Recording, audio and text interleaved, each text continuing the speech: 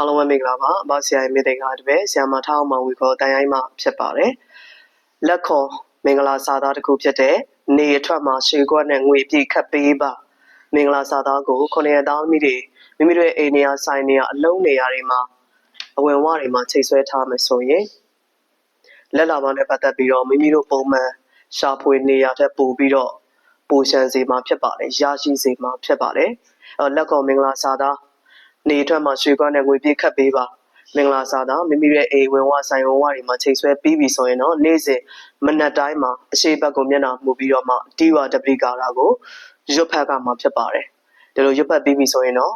ပျော်ရွှင်ခြင်းဝမ်းမြောက်ခြင်းအောင်မြင်ခြင်းတွေရဲ့သင်္ကေတဖြစ်တဲ့လက်ခုပ်တီးခြင်းကို9ချက်တီးရမှာဖြစ်ပါတယ်ဒီလိုမိမိတို့တောက်လျှောက်ပြုလုပ်ပေးသွားမယ်ဆိုရင်လက်လာပါနဲ့ပတ်သက်ပြီးတော့ပိုရှန်စီမှာဖြစ်ပါတယ်မိမိတို့ပုံမှန်ရှာဖွေတာတဲ့ပို့ပြီးတော့များစွာရရှိစေမှာဖြစ်ပါတယ်